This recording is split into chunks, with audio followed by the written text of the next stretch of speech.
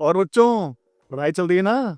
बढ़िया। आज फिर से मैं आपके लिए एक एक्साइटिंग, बहुत इंटरेस्टिंग क्वेश्चन लेके आया हूँ। हालांकि क्वेश्चन थोड़ा आसान होने वाला है और मैं आशा करता हूँ कि इस क्वेश्चन को आप डायरेक्टली बिना पेन और पेपर उठाए सॉल्व कर लोगे। हालांकि मुझे तो पेन और पेपर उठाना पड़ेगा। क्यों? क्योंकि मुझे इस क्वेश्चन को आपको सॉल्व कर बताना है। लेकिन मैं बेसिकली पेन पेपर उठाऊंगा, आपको सॉल्व कर बताऊंगा, लेकिन आप मुझे बिना पेन केवल दिमाग में इस क्वेश्चन सॉल्व करके मुझे इसका आंसर बताओ। ठीक है? देखिए आपकी कितनी कॉन्सेप्चुअल अंडरस्टैंडिंग और कितनी मैथमेटिक्स आपकी तेज है। ठीक है? आप कमेंट करके बताओ और मैं इस क्वेश्चन को आपको सॉल्व करके बताता हूँ। उसके बाद आप देखो कि मेरा आंसर आपसे मैच कर रहा है या नहीं कर रहा। ठीक है? सो बच्चों बोलता है, two charged particles placed at a separation of 20 centimeter exert 20 Newton of Coulomb force on each other. What will be the force if the separation is increased to 25 centimeter? ठीक है बच्चों? सो बच्चों, मैं फिर से इसको उसमें ले लेता हूँ। डिस्टेंस आर में मैं मेट्रिक में कन्वर्ट करूँगा। हालांकि मैं यहाँ पे CGS में भी कर सकता हूँ, लेकिन बेसिकली मैं गलत प्रैक्टिस को फॉलो नहीं करना चाहता, क्योंकि गलत प्रैक्टिस का मतलब है क्वेश्चन गलत होने की संभावना, जो कि मैं बिल्कुल नहीं चाहता और आपको भी नहीं करना चाहिए। आपको जो स्टैंडर्ड है उसको फॉलो करो। ओ, कोई नहीं, वापस से चलते हैं। सो 20 सेंटीमीटर हमें पता है बच्चों 0.2 मीटर पता है। ठीक है? अब हमें इलेक्ट्रोमैग्नेटिक का फॉर्मूला पता है, 1/4 पाई एप्सिलॉन नॉट। ठीक है ना? टू चार्ज्ड पार्टिकल प्लेस्ड, ठीक है ना? समझो इसका चार्ज Q1 है। हमें नहीं पता दोनों के चार्ज बराबर हैं या इक्वल नहीं है, तो हम नहीं मानेंगे। तो Q1 और Q2 है। तो पहले फॉर्मूला लिख लेते हैं।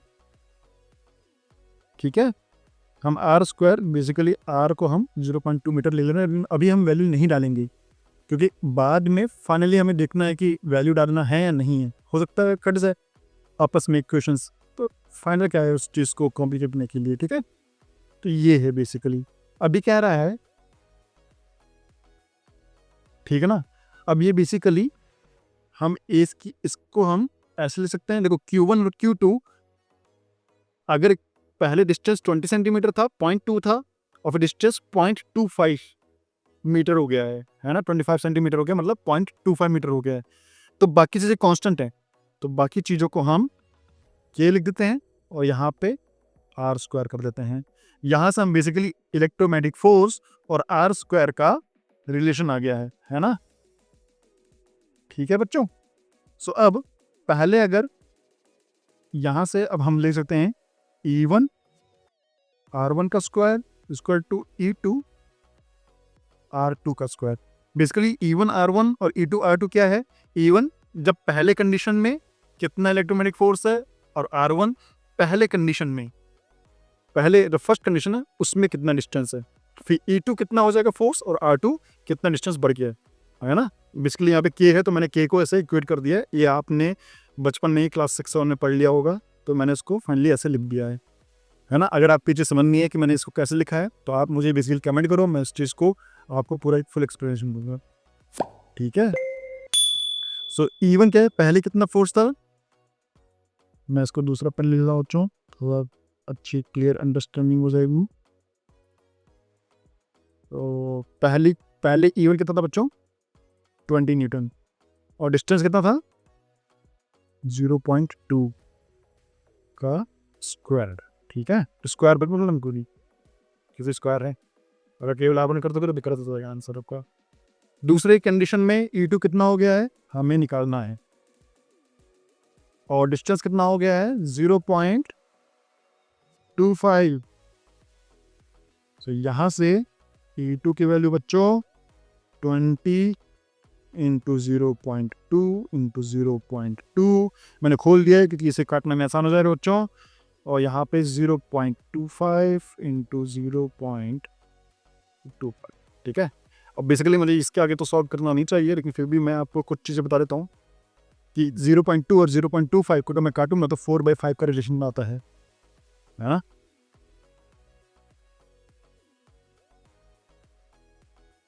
ठीक है? बेसिकली पॉइंट 0.05 से डिवाइड कर दिया मैंने, तो ऊपर 4 आ जाएगा और नीचे 5 आ जाएगा। अब यहाँ से मैं काट दूंगा, 4 आ जाएगा। तो यहाँ से e2 की वैल्यू 4 का क्यूब, आपको पता होना चाहिए, 4 4 जा 16 और 64 64, 64/5। इसकी वैल्यू कितनी आ जाएगी बताइए बच्चों? 12 25 60, आपने पढ़ा होगा, 12 5 से 60, सो 12.8 है ना? ठीक है, अगर आपको 12.8